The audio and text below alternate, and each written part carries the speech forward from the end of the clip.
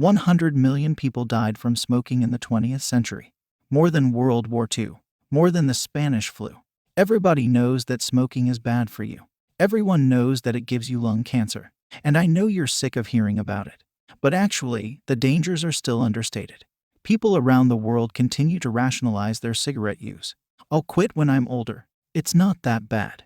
My 86-year-old grandmother smokes, and she's okay. Everybody has to die sometime. I just want to enjoy life now. The problem is, it's hard to keep rationalizing your smoking habit when you're hooked up to a ventilator 24/7 to keep you alive. Lung cancer, throat cancer, all kinds of cancers, bronchitis, heart attacks, strokes, macular degeneration. If you're somebody who prefers to live in the moment and doesn't worry about future consequences, then consider the following. Death from smoking is painful and prolonged. Most patients have their freedom gradually more and more restricted until they're not allowed to leave their own home because they need a machine to breathe. Other smokers literally suffocate to death, often in their homes, completely alone. This is real. This isn't something that happens to characters in movies or people in documentaries. This is something that happens to real people. People just like you. And there's absolutely no reason that it won't happen to you or your loved ones if the smoking continues. The problem is, cigarettes are normal. It's normal to take a smoke break at work. It's normal to meet people in the smoking area, at the club. It's normal smoke when you drink, when you eat, when you have sex, or when you wake up in the morning. Nothing beats a cigarette after sex, right? When you see other people doing an action, your subconscious brain believes that the activity must be safe. And so you don't feel fear as you inhale thousands of chemicals into your lungs. You know intellectually that smoking is bad, but you don't feel like it's dangerous. Your subconscious brain doesn't understand that a huge portion of the population you're surrounded by is hooked onto a highly addictive substance that's slowly killing them. Not only is smoking normal, but you might even think it's cool. Do you feel cool as you breathe in that sweet, sweet smoke and look off wistfully into the distance, contemplating life? Or as you flick open that lighter and hold it up to your mouth? Do you feel cool as light up another one in the smoking area of the club with all the other cool kids? Bottle of beer in one hand, cigarette in the other. Do you feel like a rebel? Do you feel unique? Do you feel artistic? I'd like to offer an alternative viewpoint. Smokers are conformists. Smokers are sheep. Smokers are losers. Now if you're a smoker, don't be offended. It's not your fault that you've been duped by a media and a culture into thinking that smoking is cool ever since you were a child. Advertising, movies, TV, and the people around you have convinced you that slowly killing yourself is cool. You bought in. And it's okay. You just need to understand exactly how you've been brainwashed so you can better fight the addiction you're dealing with. Now, not everyone thinks smoking is cool. And if you think smoking is massively uncool, then this video isn't for you. But if you're a smoker and a part of you still believes that smoking is rebellious, masculine, tough, or just plain cool, then this video is for you. Why you think smoking is cool? Why is smoking constantly portrayed in a stylish manner? Is this really how people look in real life while they smoke? In the 1920s, smoking was seen as an inappropriate habit for women and was looked down upon as distasteful. Some women began to smoke as they took over a number of male jobs in World War I. George Washington Hill, the president of the American Tobacco Company, realized the potential market that could be found in women. "It will be like a gold mine opening in our front yard," he said in 1928. But he had a problem. Smoking for women was completely taboo. So he enlisted the help of Edward Bernays. Bernays had the perfect plan to break this taboo. Every year, New York held an Easter Day parade in which thousands of people attended. He persuaded a group of feminists to hide cigarettes under their clothes during the parade. He instructed them to light up their cigarettes on his signal. Bernays then informed the press that he'd heard a group of suffragettes were preparing to protest by lighting up cigarettes. The press couldn't miss such an outrage, so photographers lined up to capture the moment. Edith Lee smokes a cigarette on the Torches for Freedom March, New York, 1929. To the public, she seems like an independent feminist who decided to smoke out of rebellion. In truth, she's doing what Edward Bernays asked her to do to promote cigarette smoking for women. All of the major newspapers covered the event, and newspapers reported the young women and their torches of freedom. From that point forward, the sale of cigarettes to women began to skyrocket. With a single symbolic act, Bernays had broken the taboo towards women smoking cigarettes and made them socially acceptable. He had also managed to link cigarettes with rebelliousness and female empowerment. an idea that is still strong in the minds of modern people. Women up and down the country began furiously lighting up cigarettes as a symbol of empowerment and freedom, never realizing that they were manipulated by Edward Bernays and the tobacco industry. The message is clear: be a tough motherfucker. Smoke. But actually, what does smoking have to do with being tough? Do you think smoking makes you tough? In the 1950s, people were starting to get concerned about the health consequences of cigarettes. So cigarette brands began releasing the filtered cigarette. Adding a filter, they said, made the cigarette safe to smoke. Most cigarette companies based their advertising around the technology of the filter. They wanted to ease fears about smoking. Marlboro took a different approach, making adverts completely devoid of health concerns or health claims. Instead, they opted for the gun-slinging badass of the Wild West, Marlboro Man. In 1955, when the Marlboro Man campaign started, sales were at $5 billion. In 1957, sales had reached $20 billion. It was an enormous success. Marlboro easily overcame growing health concerns, and their sales continued to increase. After all, the Marlboro Man wouldn't be scared of a little health issue, and he's a real man. The public had been successfully manipulated by mass marketing. An association had been created in the minds of people everywhere. Smoking equals masculinity. Men everywhere started looking wistfully off into the distance, putting a cigarette between their lips and feeling like a real man as they slowly killed themselves. Teenage boys everywhere started smoking, trying to prove to their friends that they were a tough guy just like the Marlboro Man, starting an addiction that would later rob them of their life. The idea created by the Marlboro Man continues to persist even today, and men continue to smoke cigarettes at least partly because of the masculine feeling it gives them. It's ironic that many men believe that smoking makes them more masculine, when smoking has been proven to lower your sperm count and cause erectile dysfunction. And all of this glamorization was created to distract the public from one simple fact: cigarettes are deadly. We have one essential job: stop public panic. There is only one problem: confidence, and how to establish it. And most important, how to free millions of Americans from the guilty fear that's going to arise in their biological depths every time they light a cigarette.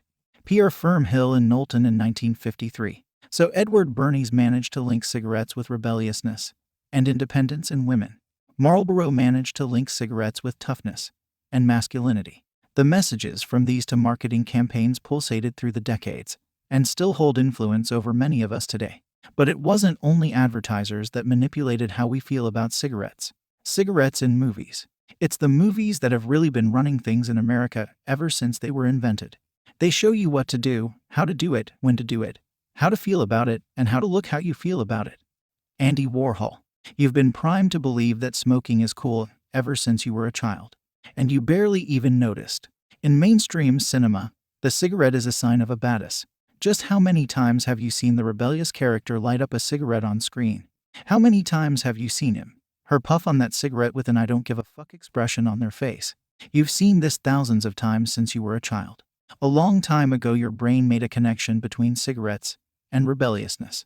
A connection that still exists in your subconscious mind today.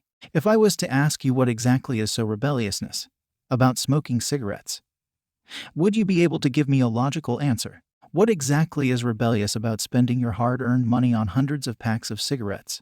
What's rebellious about picking up a common addiction and giving your money over to cigarette manufacturers? The truth is, there's no rational reason for you to feel like smoking is rebellious. The reason you might feel that way is because of the media you've been watching since the day you were born. By the way, actors in movies don't smoke real cigarettes. They usually smoke healthy herbal cigarettes. The Center for Disease Prevention and Control has solid evidence that smoking shown in movies causes young people to start smoking. Movies are a great way to initiate young people into smoking. The tobacco industry calls them replacement smokers, to replace the smokers who died from using their product. Why is there so much smoking in movies? 2 reasons. 1. The tobacco industry. The tobacco industry are the original champions of product placement. In released documents, the following deals between the tobacco industry and the movie industry have been proven. $350,000 to have Lark cigarettes appear in the James Bond movie License to Kill. $42,000 to place Marlboro cigarettes in Superman 2. $30,000 to place Eve cigarettes in Supergirl. $5,000 to have Lucky Strike appear in Beverly Hills Cop. $500,000 for Sylvester Stallone to use Brown and Williamson products in 5 feature films. And these are just the few deals we know about. Other deals were undoubtedly made behind closed doors, but we have no access to those records. Even so, it seems highly likely that the tobacco industry had something to do with the prevalence of cigarettes in movies. As you can see, the scenes in both the advertisements and movies of the time are eerily similar, probably because the tobacco industry held influence over the script of many of these movies. Film is better than any commercial that has been run on television or any magazine, because the audience is totally unaware of any sponsor involvement. CEO of Production Incorporated Robert Richards talking to President of RJR William Smith. There are far more smokers in movies than in real life, and the health consequences of smoking are rarely ever seen in movies. An endless list of studies has shown that cigarette smoking in movies leads to smoking initiation in teenagers. We don't know exactly how many deals were made between the tobacco industry and Hollywood, but we do know that the tobacco industry was well aware of the power of movies to change public opinion. It's reasonable to assume that the tobacco industry has been heavily involved in Hollywood throughout the decades. To lazy script writing, cigarette manufacturers had created an association between cigarettes and masculinity, rebelliousness, and independence. This association was then reinforced by the movie industry, often without any help from the tobacco industry. The cigarette became a plot device. Want to make a character seem more rebellious? Put a cigarette in their hand, and the audience will immediately understand what kind of character they're dealing with. Of course, there is nothing inherently rebellious about holding a cigarette. Cigarettes are nothing more than nicotine, tobacco, and an assortment of chemicals wrapped in paper. But the public and the writers already had a particular emotional connection towards cigarettes instilled in them by the tobacco industry. So cigarettes got endless amounts of free advertising through the movie industry. The tobacco industry in 2021. Cigarettes are not a problem of the past. They're a problem of the present. Yes, the number of smokers in developed countries is dropping. Government-led anti-smoking campaigns have had an impact on the psyche of the public. Many now see cigarettes as the deadly, addictive, and life-ruining devices they really are. There are health warnings on every cigarette packet, and cigarette advertising is completely banned. But guess what? The tobacco industry isn't declining. It's booming. Confused? The following image is from modern-day Indonesia. No, this isn't the US 50 years ago. It's Indonesia in 2020. Indonesia is now the second largest cigarette market in the world.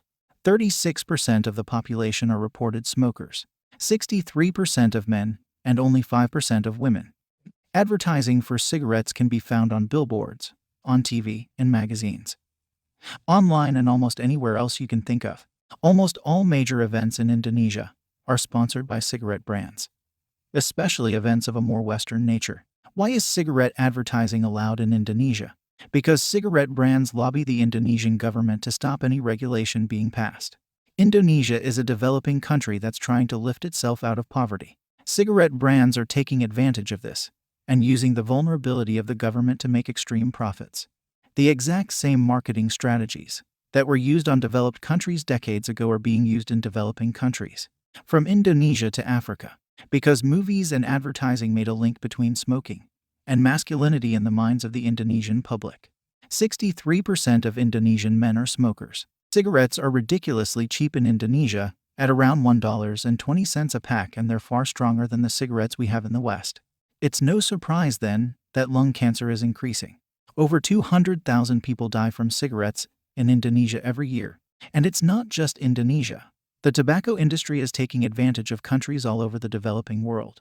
They have moved the cigarette epidemic from developed countries to developing countries.